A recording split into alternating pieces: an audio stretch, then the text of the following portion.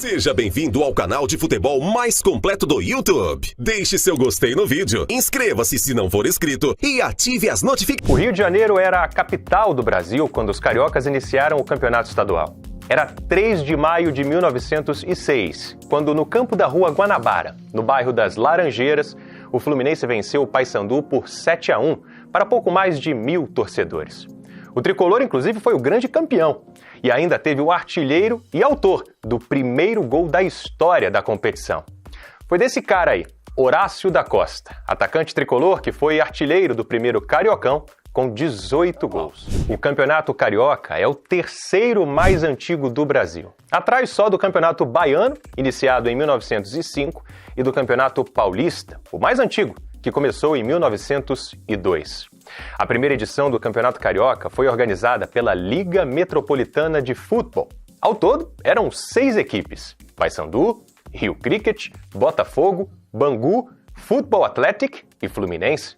Vale lembrar que o Flamengo só voltou suas atividades para o futebol em 1912 e o Vasco em 1923. E lá no início existiam 2 campeonatos mesmo. Um organizado pela Federação Carioca de Futebol e outro pela Federação Fluminense de Futebol. Um apenas com os times da cidade e outro com os clubes do estado. Isso porque Rio de Janeiro e Guanabara eram estados diferentes na época. Com 284 gols, o saudoso Roberto Dinamite, maior ídolo da história do Vasco. Em segundo lugar, com 239, o Galinho Zico, maior ídolo do Flamengo.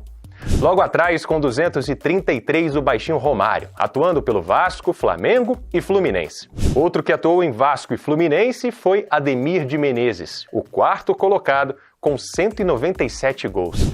E a lista se encerra com Nilo, o quinto maior artilheiro do Cariocão, com 196, que jogou pelo Botafogo. Pirilo é o maior artilheiro em uma única edição de Campeonato Carioca, com 39 gols, em 1941, quando atuava pelo Flamengo. Foram 30 partidas no total.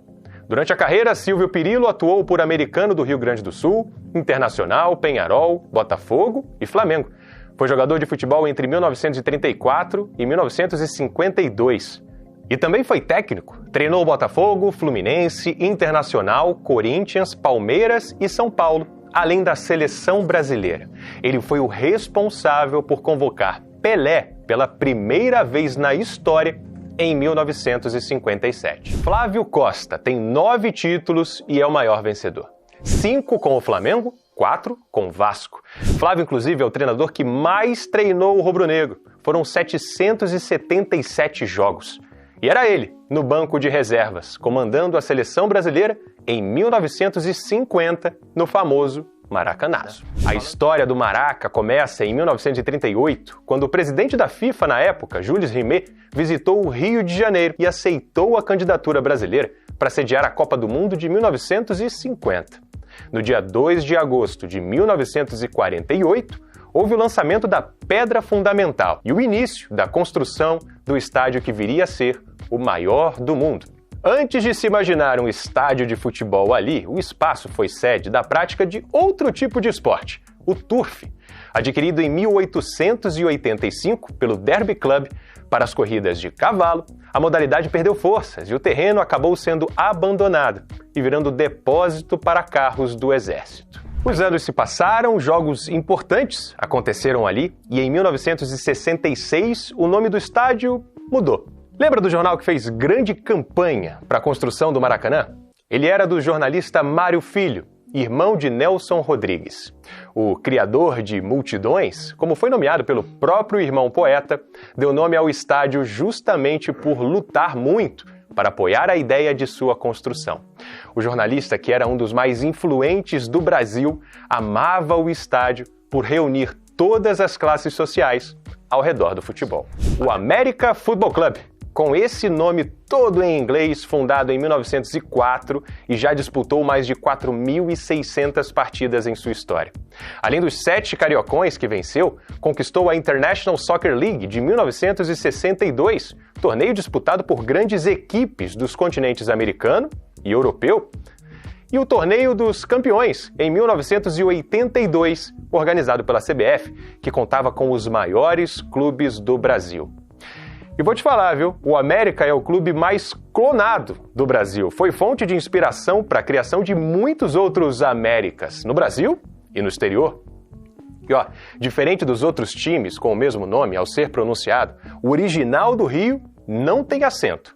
Acentuar o nome América é errado, segundo seu próprio estatuto, pois o clube foi formado usando a grafia do nome em inglês, como era comum nessa época. A maior goleada da competição foi Botafogo 24, Mangueira 0, no dia 30 de maio de 1909. Esse placar é também o mais elástico da história do futebol brasileiro.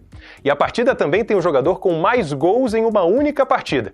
O atacante Gilbert Heim anotou 9 gols. Joel Santana é o único treinador a vencer cariocas por Vasco, Flamengo, Botafogo e Fluminense. Além disso, com 8 títulos, o Papai Joel é o segundo técnico com mais conquistas na história da competição. A final do Campeonato Carioca de 1963, um Fla-Flu, vencido pelo Flamengo nos pênaltis, após empate sem gols, detém o recorde mundial de público de partidas entre clubes.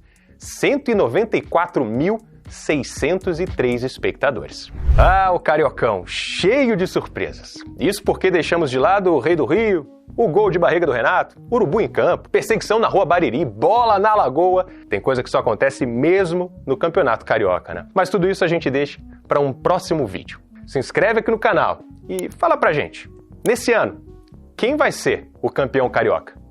Diz aqui nos comentários.